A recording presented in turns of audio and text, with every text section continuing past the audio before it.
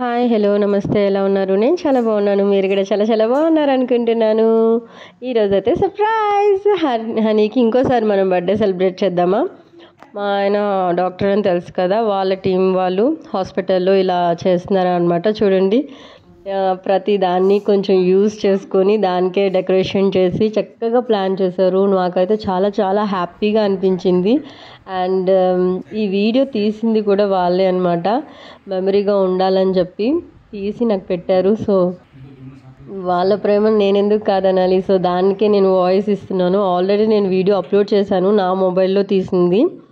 కానీ నాకు దానికన్నా వీళ్ళ తీసిన వీడియో నాకు చాలా చాలా బాగా నచ్చింది. సో ఇది హాస్పిటల్ వచ్చి చూడండి ఎంత క్లారిటీగా ఎంత చక్కగా ప్రతిదీ ఒక మెమరబుల్గా ఉండేలాగా చక్కగా తీశారు. నాకైతే ఈ టీం అందరికీ థ్యాంక్ యూ సో మచ్. నాకైతే చాలా హ్యాపీగా అనిపించింది.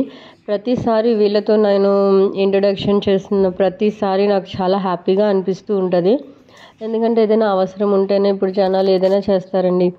అవసరం లేకపోయినా మన మీద కేరింగ్ లవ్ చూపిస్తున్నారు అంటే అది చాలా ప్యూర్ లవ్ అని చెప్పుకోవాలి. అలాంటిది దొరికిందంటే వాళ్ళు చాలా చాలా లక్కీ. అండ్ ఆ లక్కీతో నేనైతే చాలా హ్యాపీగా అనిపించింది. అండ్ ఫైనల్లీ అయితే మేము ఎంటర్ అయిపోతున్నాం. ఇది కూడా వీడియో తీస్తుంటే నేనేమో ఓకే ఏమోలే ఏంటో అనుకున్నాను. కానీ ఇలా నాకే సర్ప్రైజ్ ఇస్తారని అనుకోలేదు. ఫైనల్లీ మేమైతే ఎంటర్ అయిపోయాం. అండ్ కేక్ అయితే రెడీగా ఉంది. క్యాండిల్ కోసం కొంచెం వెయిట్ చేసాం.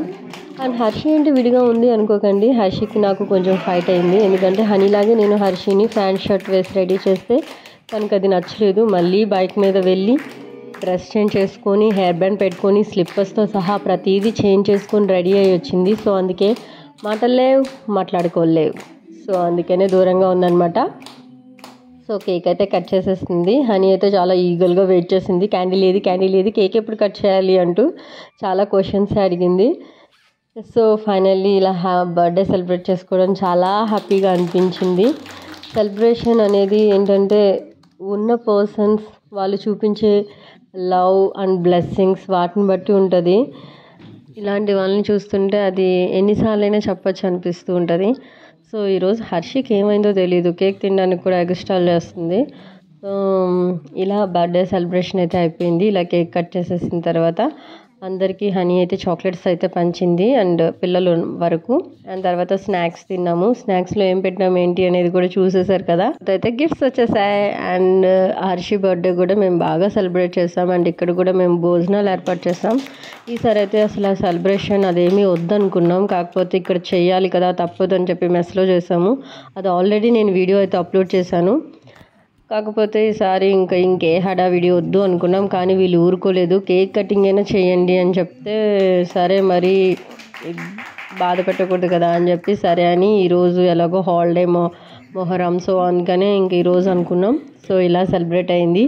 గిఫ్ట్లు కూడా వచ్చేసాయి. అండ్ లాస్ట్ టైం కూడా హర్షి బర్త్డేకి 2 బ్యూటిఫుల్ ఫ్రాక్స్ ఇచ్చారు. అసలు వీళ్ళ సెలెక్షన్ కూడా ఏదో ఇవ్వాలని కాకుండా మంచిగా క్లాత్ కానీ క్వాలిటీ కానీ సెలెక్ట్ చేసి మరీ ఇస్తారు. నాకు చాలా బాగా నచ్చింది ఈసారి డ్రెస్సెస్ కూడా.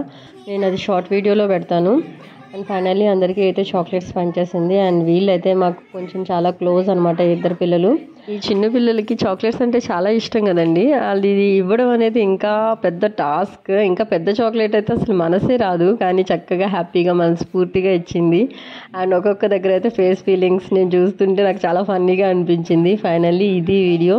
And the whole team thank you so much. Me blessings love ఎప్పుడు ఇలాగే ఉండాలి. ఏమేమి పెట్టారో చూసారు కదా. సో అవన్నమాట. ఫైనల్లీ గిఫ్ట్లు అయితే ఓపెన్ చేసేసాము. చిన్నదాని ఫ్రాక్ అయితే నాకు భలే నచ్చింది. నాకు కూడా ఉంటే బాగుండు అనిపించింది.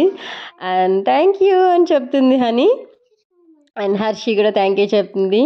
మేము చాలా ఎంజాయ్ చేస్తాం. Thank you so much the whole team.